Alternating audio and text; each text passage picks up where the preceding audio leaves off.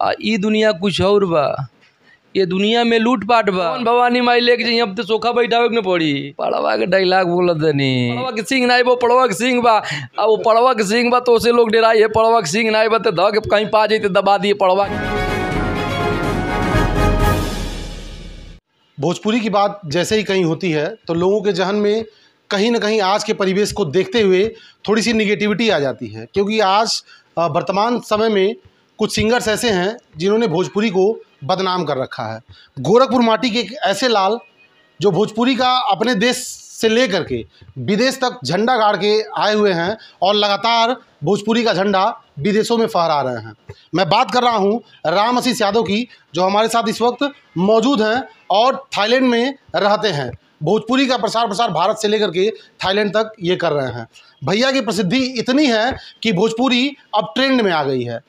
आपके बात करने का जो टोन है, जो भोजपुरी की भाषा शैली है, उसे कहीं ना कहीं ऐसा महसूस हो रहा है कि भोजपुरी को अलग पहचान मिल रही है और कहीं ना कहीं गर्व से अपने आप को हम कह सकते हैं कि हम भी भोजपुरी बोलने वाले हैं। आइए भैया से बात करते हैं और इनके बारे में भी थोड़ा सा जानने की कोशिश करते हैं। भैया बहुत बहुत स्वागत है। दिल से धन्यवाद बा, प्रणाम बा, गोड़ लगत तनी।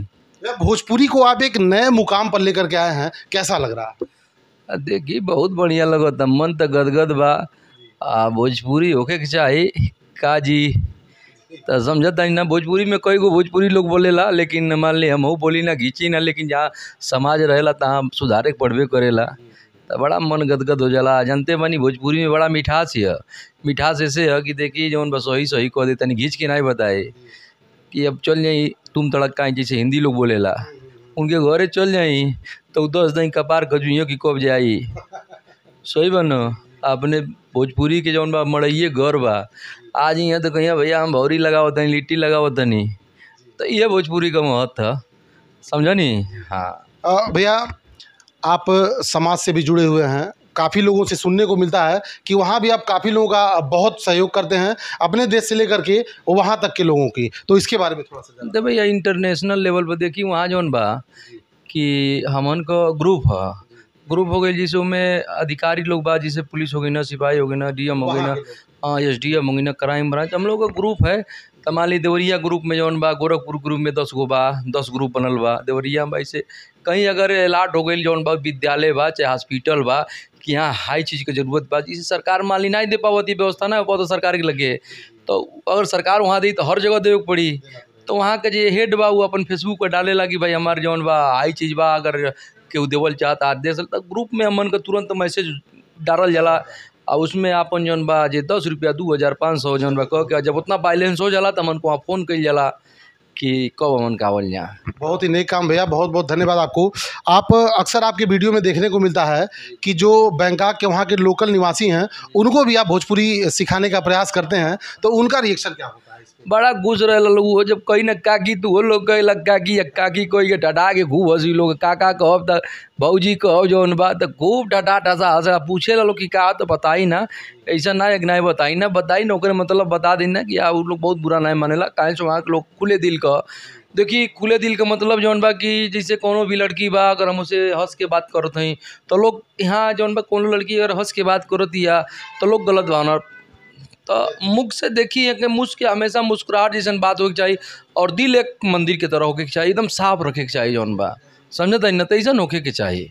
भैया यहाँ से गोरखपुर से और बैंकॉक तक का सफ़र आपका कैसे शुरू हुआ और कब आप बैंकॉक में गए थे? बैंकॉक में सन 2009 में गई रहनी, पिताजी हमारे रहनी जौन बा, ओकरे बाद डर टिमलात जौन बा मान ली चलल जिंदगी।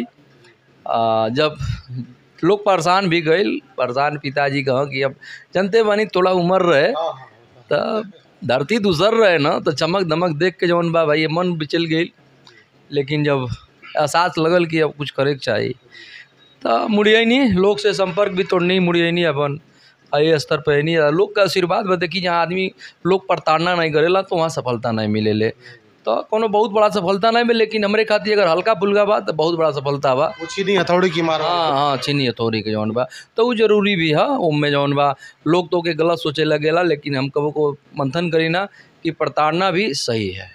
भैया राम आशीष यादव तो आपका रियल नेम हो गया, आपका एक नाम और है, वो जरा पड़वा वाले।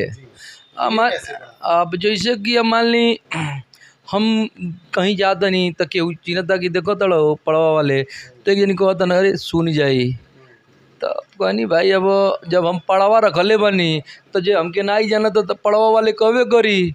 हम कहनी लेवा टाइटली अपन पड़वा वाले कह देता नहीं कि लोग कम से कम डेरा मत हमसे, कहाँ से भाई आदमी तो खानी ना, हम तो प्रेमिए बानी न, तो जब पड़ा रखले बानी तो ना अगर हमार केहू नाम जानते तो पड़वा वाला हो, तो ओमे कौन आपत्ति बा, कोनो आपत्ति नहीं बा। बड़े प्रेम से लोग पड़वा वाले कहेला, हम मुस्किएबो करी ना, मजाकिया रूप में भी लोग कहेला तब मुस्कियाई ना, लेकिन बेचारे लोग राजा यहाँ भी आपको गोरखपुर में भी लोग पड़वा वाले के नाम से ही संबोधित करते हैं। अरे दबा के जौन बा टरके के पहिया जो तरह चले न दबा के, वही तरह दबा के लोग पड़वा वाले कहता, कमी ना छोड़ता पड़वा वाले के नाम से।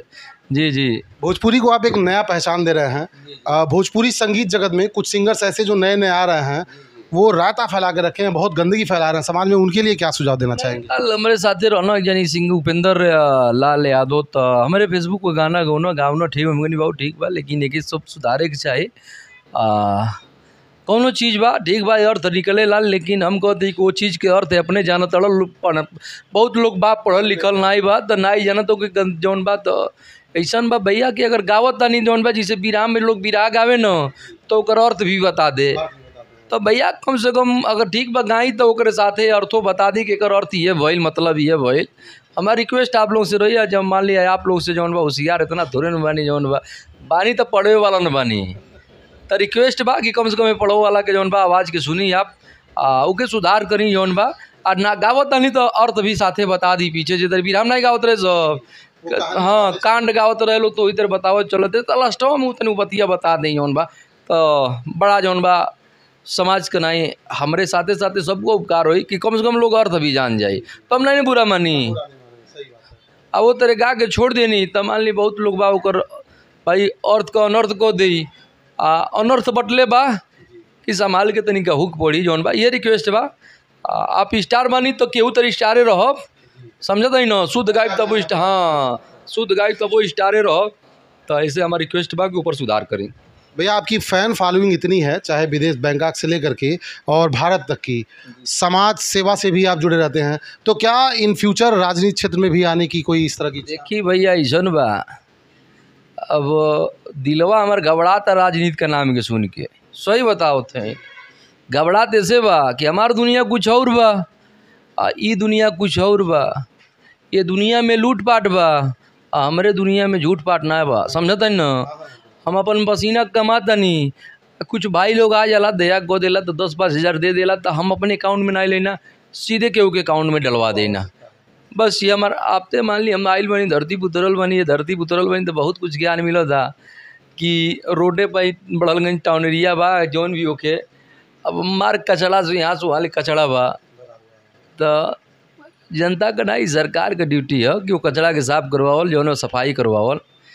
तो आप इस मान ली अब धूल उड़ती या गर्दा उड़ता कहीं कागज बा, बरसाती बा, कचड़ा बा, तो कम से कम ओकर जौन बा सुविधा देवे के चाही, वो व्यवस्थित करे के चाही, साफ सफाई तो जनते बानी।